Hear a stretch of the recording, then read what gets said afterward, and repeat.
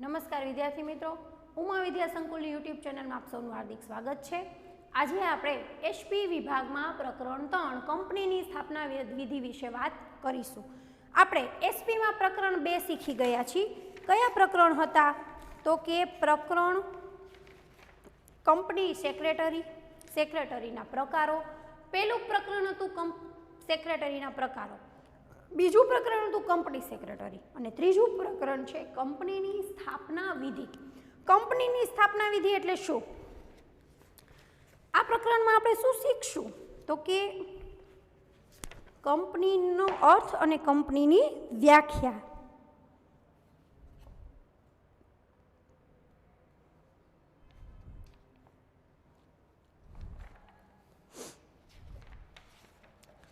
વાણિજ્ય વ્યવસ્થા સ્વરૂપમાં વિશાળ વેપાર માટે કંપની સ્વરૂપ ખૂબ જ અનુકૂળ વ્યવસ્થા છે।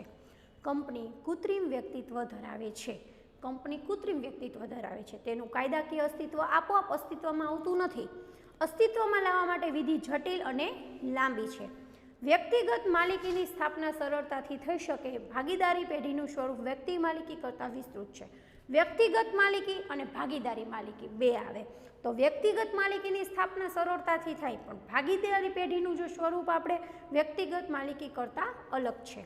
ભાગીદારી પેઢીની નોંધણી મરજિયાત છે। તેની સરખામણીમાં કંપનીની સ્થાપના વિધિ લાંબી, અટપટી અને ખર્ચાળ છે।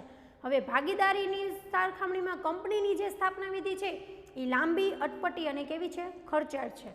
નોંધણી અને કાનૂની પ્રક્રિયા પૂર્ણ કર્યા બાદ કંપની અસ્તિત્વમાં આવે। પહેલાં નોંધણી કરાવવી પડે, કાયદાકીય રીતે બધી જોગવાઈઓ હોય છે, પછી કંપની અસ્તિત્વમાં આવે। આવી રીતે કૃત્રિમ કાનૂની વ્યક્તિત્વને અસ્તિત્વમાં લાવવાનું કાર્ય કરનારને સ્થાપક, પ્રયોજક કે પ્રવર્તક તરીકે ઓળખવામાં આવે છે। હવે અર્થ, ખાસ કરીને હવે આપણે અર્થ જોવાનો છે। કંપનીનો કાયદાકીય રીતે અને ટેકનિકલી કોઈ ચોક્કસ અર્થ નથી। બ્રિટિશ કોમન લો મુજબ કંપનીનો કાયદાકીય વ્યક્તિ અથવા કૃત્રિમ વ્યક્તિ એવો અર્થ થાય છે। કંપનીના સભ્યો બદલાઈ જાય, નિવૃત્ત થાય કે મૃત્યુ પામે તો પણ કંપનીના અસ્તિત્વ ઉપર કોઈ જ અસર પડતી નથી। કંપની ચાલુ જ રહે છે। કંપનીના સભ્યો બદલાઈ જાય, નિવૃત્ત થાય કે મૃત્યુ પામે કંપનીના સભ્યો તો પણ કંપનીને કંઈ અસર ન થાય। વ્યાખ્યા: કંપની ધારા 2000 પ્રમાણે કંપની એટલે કંપની ધારા 2013 પ્રમાણે સ્થપાયેલી આ પહેલાં કોઈ પણ કંપની ધારા પ્રમાણે સ્થપાયેલી કંપની। આ નવો કંપની ધારો તબક્કાવાર લાગુ પાડવામાં આવ્યો છે। આ નવો જે કંપની ધારો છે એ તબક્કાવાર લાગુ પાડવામાં આવ્યો છે। કંપનીના લક્ષણો જે આપણે આ વખતે કોર્સમાં નથી, પણ ખાલી આપણે એના પોઈન્ટ જોઈએ તો કંપનીના લક્ષણો છે સ્વતંત્ર વ્યક્તિત્વ, કંપનીના સભ્યોની અમર્યાદિત જવાબદારી, કાયમી અસ્તિત્વ, અલગ મિલકત, શેરનું હસ્તાંતર, કંપની દાવો કરી શકે, કંપની ઉપર દાવો થઈ શકે, વ્યવસાયિક સંચાલન, નાણાકીય વ્યવસ્થા, આ બધું શું છે? કંપનીના લક્ષણો છે। અને હવે આપણે સમજવાનું છે કંપનીની સ્થાપના વિધિ। કંપનીની સ્થાપના વિધિમાં સ્થાપના પહેલાંનો તબક્કો, ખાસ તમારે બે માર્કમાં પોઈન્ટ પૂછાઈ શકે। વિસ્તૃત પ્રશ્નમાં એ નોંધણીના તબક્કા તમારે વિગતવાર સમજાવવાના હોય છે। સ્થાપના પહેલાંનો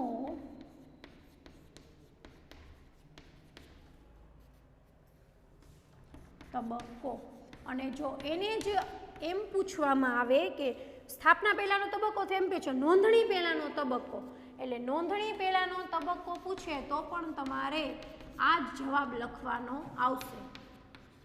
નોંધણી પહેલાંનો તબક્કો તો પણ આ જ જવાબ લખવાનો આવશે।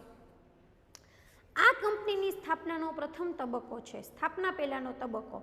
આ પ્રારંભિક તબક્કામાં કંપનીની સ્થાપનાની વ્યવહારુ શક્યતા, સાધનોની ઉપલબ્ધિ અને મૂડી વિશે તપાસ કરવામાં આવે છે।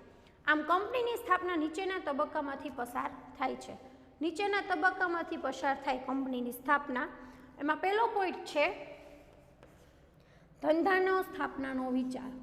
સ્થાપના વિધિ કેવી રીતે થાય કંપનીની? તો ધંધાનો સ્થાપનાનો વિચાર। એના પછી છે પ્રાથમિક તપાસ.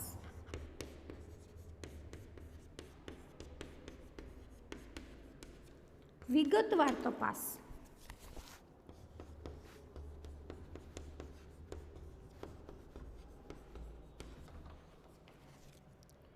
સંસાધનોની સગવડ.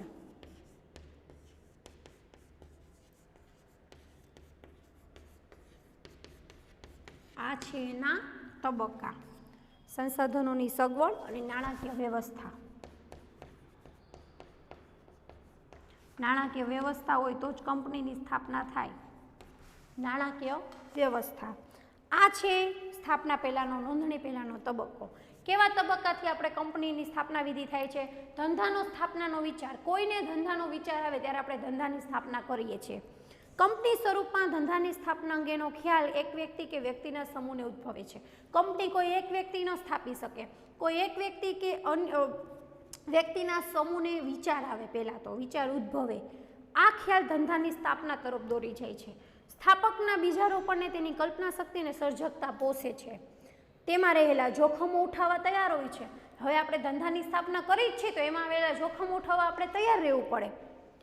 માનવ શક્તિ તેમજ માલસામાનને ક્રિયાશીલ ધંધા તરફ વાળે છે. આપણી શક્તિ અને આપણા માલસામાનને અત્યારે કંપની અસ્તિત્વમાં આવે. એટલા માટે કંપનીને પ્રવર્તકનો માનસપુત્ર કહેવામાં આવે છે. પ્રવર્તકનો માનસપુત્ર એટલે કે આપણને વિચાર આવે ને પછી આપણી તરફ દોડી જાય છે. એટલે માનવ સ્વરૂપ, માનવ શક્તિ અને માલસામાનને ક્રિયાશીલ તરફ દોરી જાય છે. એટલે આ છે ધંધાની સ્થાપનાનો વિચાર. બીજો પોઈન્ટ છે પ્રાથમિક તપાસ. પ્રાથમિક તપાસ કેવી રીતે થાય છે? વૈચારિક ખ્યાલની શક્યતાઓ નિષ્ણાંતો દ્વારા તપાસવામાં આવે. વૈચારિક ખ્યાલની શક્યતાઓ નિષ્ણાંત દ્વારા તપાસવામાં આવે. આવક અને ખર્ચ અંગે અંદાજ લગાવવામાં આવે. કેટલી આવક થશે, કેટલો ખર્ચ થશે એનો આપણે અંદાજ લગાવી અને જો પરિણામ સંતોષકારક હોય તો જ ઘનિષ્ઠ તપાસ કરવામાં આવે છે. હવે પ્રાથમિક તપાસ કેવી હોય તો આપણે એનો આવક અને ખર્ચ, આમાં કેટલો આવક મળે, આમાં કેટલો ખર્ચ થાય છે, એવું બધું આપણે જોઈ અને એમાં જો આપણને સંતોષ મળે તો જ પછી આપણે એની વધુ તપાસ કરાવીએ છીએ. વિગતવાર તપાસ.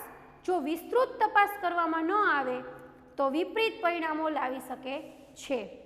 સરકારની વિગતવાર તપાસ કેવી રીતે થાય તો કે સરકારની નીતિ, કાનૂની નિયંત્રણ, કાચા માલની ઉપલબ્ધિ, માંગ અને પુરવઠાની સ્થિતિ, સહાયક સેવાઓની સગવડ વગેરે બાબતો અંગે ચકાસણી કરી તપાસ કરાય છે. સરકારની નીતિ, કાનૂની નિયંત્રણ, કાચા માલની ઉપલબ્ધિ, માંગ અને પુરવઠાની સ્થિતિ, સહાયક સેવાની સગવડ વગેરે બાબતો અંગે ચકાસણી કરી તપાસ કરાય છે. વિગતવાર તપાસથી ચિત્ર સ્પષ્ટ બને છે કે આગળ વધવું કે યોજના પડતી મૂકવી.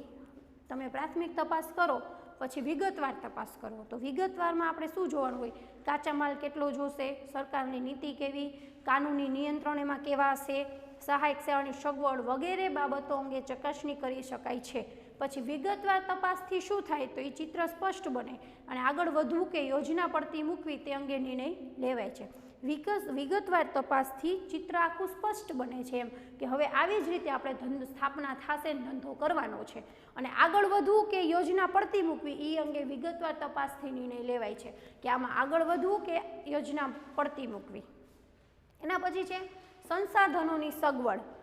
પ્રોજેક્ટને આગળ ધપાવવાનો નિર્ણય લેવામાં આવે છે. સંસાધનોની સગવડ એટલે કે આપણે બધું એમાં જે સાધનો જોઈ એને આપણે સાધનોને પૂરા કરવા પડે. તો પ્રોજેક્ટને આગળ ધપાવવાનો નિર્ણય લેવામાં આવે ત્યારે જરૂરી સંસાધનો જેમ કે મશીનરી, સાધનો, જમીન વગેરેની વ્યવસ્થા કરવા પત્ર વ્યવહાર, કરાર અને અન્ય જરૂરી વિધિ કરવામાં આવે છે. પ્રોજેક્ટને આગળ ધપાવવાનો નિર્ણય લેવામાં આવે ત્યારે જરૂરી સંસાધન જેમ કે મશીનરી, સાધનો, જમીન આ બધું આપણે પહેલાં સગવડ કરવી પડે. પહેલાં પ્રાથમિક તપાસ કરી લઈ, વિગતવાર તપાસ કરી, પછી સંસાધનોની સગવડ કરવી પડે, પછી અન્ય જરૂરી વિધિ કરવામાં આવે. આ બધું થઈ જાય પછી છેલ્લે નાણાકીય વ્યવસ્થા હોય તો ધંધો થાય, નકર કાંઈ ન થાય.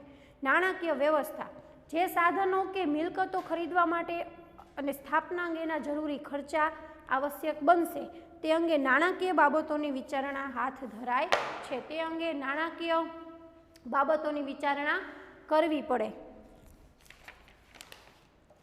એના પછી છે નોંધણીનો તબક્કો. આ નોંધણી પહેલાંનો તબક્કો. એના હતા 4 પોઈન્ટ. 3 માર્કમાં કે 4 માર્કમાં પૂછાય તો તમારે વિગતવાર લખવાનું આવે. 2 માર્કમાં પૂછાય તો તમારે નોંધણી પહેલા તબક્કાના ખાલી નામ લખવાના આવે. હવે એના પછીનો છેલ્લો પોઈન્ટ છે નોંધણીનો તબક્કો.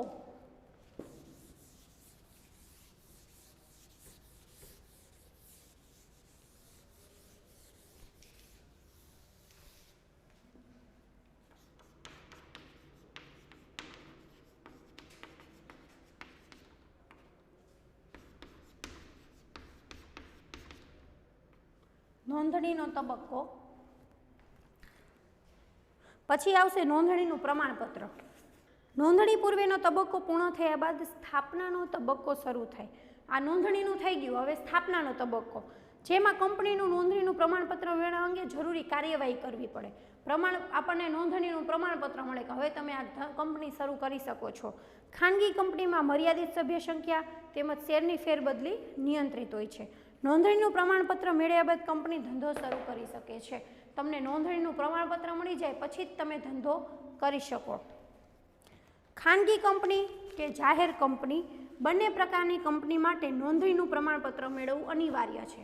ખાનગી કંપનીમાં નોંધણીનું પ્રમાણપત્ર મેળવવું પડે અને જાહેર કંપનીમાં પણ નોંધણીનું પ્રમાણપત્ર મેળવવું પડે. તે માટે નીચેના દસ્તાવેજો રજૂ કરવા પડે. એ દસ્તાવેજો ખાસ સમજો, કેમ કે આગળ તમારે એ દસ્તાવેજ ઉપર જ આખા પ્રકરણ આવે છે. પેલો છે આવેદનપત્ર. તમને નોંધણીનો તબક્કો પૂછે તો તમારે આ પોઈન્ટ લખવાના આવે. નોંધણી પહેલાંનો તબક્કો પૂછે તો જે આપણે પ્રાથમિક તપાસ, વિગતવાર તપાસ, સંસાધકોની વ્યવસ્થા, નાણાંની વ્યવસ્થા, સંસાધનની સગવડ, આ બધું આપણે લખવાનું આવે. અને નોંધણીના તબક્કામાં આવેદનપત્ર,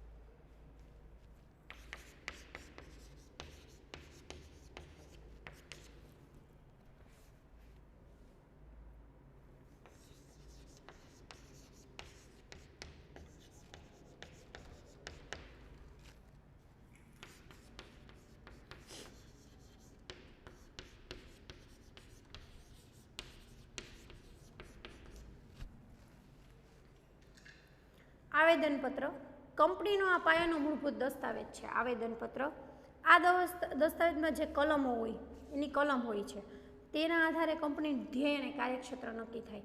આવેદનપત્ર એટલે શું? કંપનીનો મૂળભૂત દસ્તાવેજ છે. એક વાક્યમાં પૂછાઈ શકે તો કંપનીનો મૂળભૂત દસ્તાવેજ આવેદનપત્ર છે. આ દસ્તાવેજમાં જે કલમ આવે છે એના આધારે કંપનીનું ધ્યેય અને એનું કાર્યક્ષેત્ર નક્કી થાય છે. દસ્તાવેજમાં કંપનીનું નામ, ધ્યેય, મૂડી, સભ્યોની જવાબદારી, રજિસ્ટર ઓફિસ વગેરે દર્શાવવામાં આવે છે. આ દસ્તાવેજ ત્રાહિત પક્ષ અને કંપની વચ્ચેનો સંબંધ નક્કી કરે છે. કંપની અને ત્રાહિત પક્ષ વચ્ચેનો સંબંધ નક્કી કરે. કોઈપણ કંપની માટે આવેદનપત્ર પાયાની અને અગત્યની પ્રાથમિક જરૂરિયાત છે. એમ પૂછવામાં આવે કે આવેદનપત્ર કેવો જરૂરિયાત છે, તો આવેદનપત્ર છે એ પાયાની અને અગત્યની પ્રાથમિક જરૂરિયાત છે, મૂળભૂત દસ્તાવેજ છે, પાયાનો દસ્તાવેજ છે. આવેદનપત્ર દ્વારા કંપનીનો ધંધો નક્કી થાય છે. પછી નિયમનપત્ર. હવે આવેદનપત્ર છે એ મેમોરેન્ડમ ઓફ એસોસિએશન કહેવાશે. નિયમનપત્ર છે આર્ટિકલ્સ ઓફ એસોસિએશન. નિયમનપત્ર એ કંપનીનો આંતરિક વહીવટ, ઓલો મૂળભૂત પાયાનો દસ્તાવેજ છે. એના પછી જે નિયમનપત્ર છે એ કંપનીનો આંતરિક વહીવટ દર્શાવે છે, અંદરની બાબતો અને ધારાધોરણ દર્શાવતો દસ્તાવેજ છે. આવેદનપત્રમાં કંપનીનું જે ધ્યેય નક્કી થયું છે તેને સાકાર કરવા કંપનીના નીતિ નિયમો આમાં નક્કી કરવામાં આવે છે. હવે આવેદનપત્રમાં જે કંપનીનું જે ધ્યેય નક્કી થયું હોય એ આર્ટિકલ્સમાં એને સાકાર કરવા કંપનીના નીતિ નિયમો દર્શાવે. એટલે કે આવેદનપત્રમાં નક્કી થાય અને નિયમનપત્રમાં એને અનુસરવામાં આવે છે. સંચાલકોની યાદી, લિસ્ટ ઓફ ડાયરેક્ટર્સ. કંપનીના સંચાલક તરીકે જે વ્યક્તિઓ કાર્ય કરવાની છે તેના નામ, સરનામા, ધંધો ઉપર રાષ્ટ્રીયતા વગેરે ઉંમર, તેના નામની યાદી કંપની રજિસ્ટ્રાર સમક્ષ મૂકવામાં આવે છે. જે આપણે રજિસ્ટ્રારમાં આપણે નોંધણી કરાવી ત્યારે કંપની સંચાલકોની યાદી, એના નામ, સરનામા, એની ઉંમર, એના નામોની યાદી, આ બધું કંપની રજિસ્ટ્રાર સમક્ષ મૂકવામાં આવે.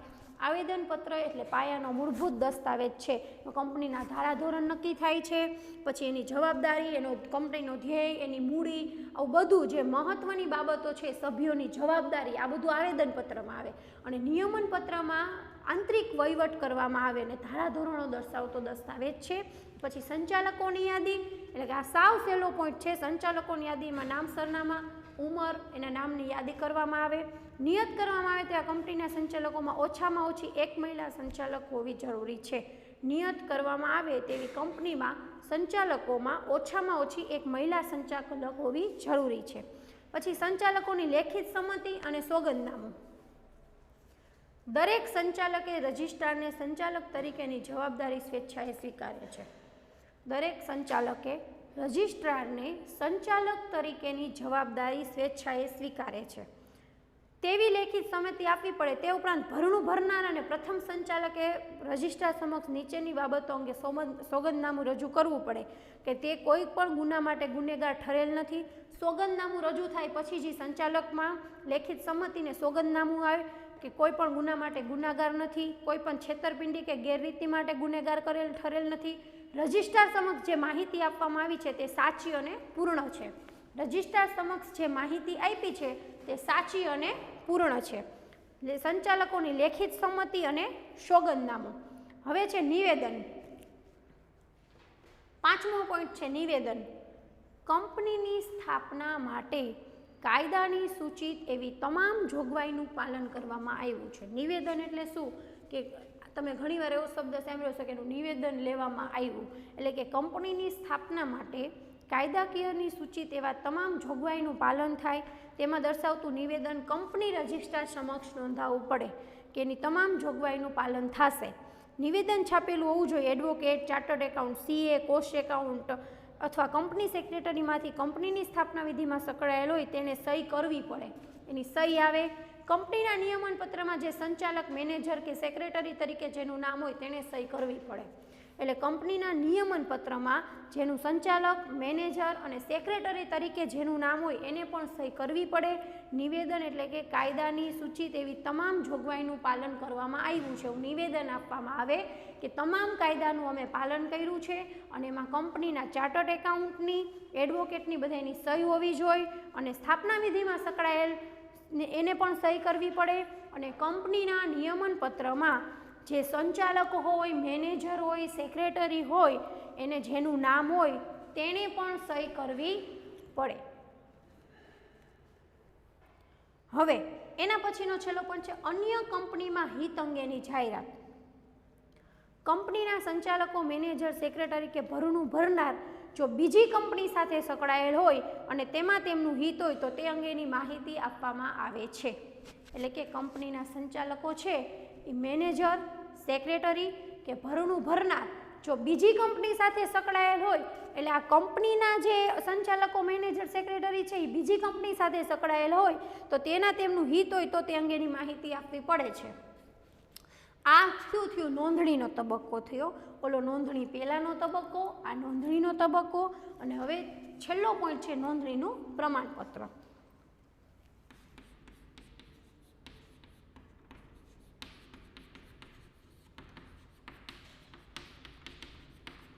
આના પછીનો જે પાઠ આવે છે એ આખો આવેદનપત્ર છે. એટલે આવેદનપત્ર શું છે એમાં અલગ અલગ કલમ આવે. શેરમૂડીથી મર્યાદિત જવાબદારી, અમર્યાદિત જવાબદારી આવે અને આવેદનપત્ર, નિયમનપત્ર આના આખા પ્રકરણ આવે છે. એટલે તમને વધારે સમજમાં આવશે કે આવેદનપત્ર શું છે. મેમોરેન્ડમ ઓફ એસોસિએશન અને આર્ટિકલ ઓફ એસોસિએશન એનું ઇંગ્લિશમાં નામ રાખવું જરૂરી બને છે. આવેદનપત્ર છે એ કંપનીનો મૂળભૂત દસ્તાવેજ છે જ્યારે નિયમન પત્ર છે એ કંપનીનો આંતરિક અને ધારાધોરણ આંતરિક વહીવટ કરતો ને ધારાધોરણ મુજબનો પત્ર દસ્તાવેજ છે. હવે છે નોંધણીનું પ્રમાણપત્ર. ઉપરના દસ્તાવેજો સાથે જરૂરી ફી ભરવામાં આવે. કંપની રજિસ્ટ્રારને ચકાસણી કર્યા બાદ જો સંતોષકારક લાગે તો તેને નોંધણીને કંપનીઓમાં ચોપડામાં કરે. એની નોંધણી કંપનીના ચોપડામાં કરે છે. આ વિધિ પૂર્ણ થયા બાદ રજિસ્ટ્રાર નોંધણીનું પ્રમાણપત્ર આપે. આ બધું થઈ જાય એટલે તમને નોંધણીનું પ્રમાણપત્ર મળે. નોંધણીના પ્રમાણપત્રમાં જે તારીખ આપવામાં આવતી હોય તે તારીખથી કંપનીની શરૂઆત થયેલી ગણાય. હવે નોંધણીના પ્રમાણપત્રમાં શું આવે, જે તારીખ આપવામાં આવે એ તારીખથી જ કંપનીની શરૂઆત થયેલી ગણાય છે. નોંધણીના પ્રમાણપત્રમાં જે તારીખ હોય એ જ તારીખથી તમારી કંપની શરૂ થયેલી ગણાય. એને કહેવાય નોંધણીનું પ્રમાણપત્ર. કંપની રજિસ્ટ્રાર કંપની નોંધણી પ્રમાણપત્ર આપવાની સાથે કંપની ઓળખ નંબર કોર્પોરેટ આઇડેન્ટિટી નંબર ફાળવે છે, જે કંપનીની ઓળખ બને છે. એ કંપનીની શું બને, ઓળખ બને, અને તેનો સમાવેશ પ્રમાણપત્રમાં કરવામાં આવે છે. ઓળખ નંબર. નોંધણી પ્રમાણપત્રની આપણા સાથે કંપની ઓળખ નંબર આપે. નોંધણીનું પ્રમાણપત્રમાં સાથે તમે લખી શકો કે કંપની ઓળખ નંબર આપે છે. કંપનીએ રજૂ કરેલ મૂળ દસ્તાવેજ અને માહિતી પત્રક કંપનીનું વિસર્જન ન થાય ત્યાં સુધી રજિસ્ટર ઓફિસે સાચવવા પડે છે. કંપનીનું વિસર્જન ન થાય ત્યાં સુધી રજિસ્ટર ઓફિસમાં શું હોય તો કંપનીએ રજૂ કરેલ મૂળ દસ્તાવેજ અને માહિતી પત્રક આ બધું છે એ કંપનીનું વિસર્જન ન થાય ત્યાં સુધી રજિસ્ટર ઓફિસે સાચવવા પડે છે. અહીંયા આપણું પ્રકરણ પૂરું થાય છે. આપણે આજે હોમવર્કમાં તમારે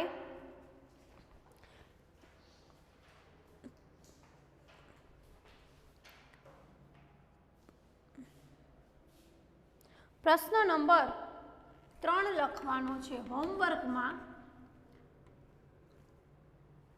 SP 3 પ્રશ્ન નંબર 2 સ્વાધ્યાયનો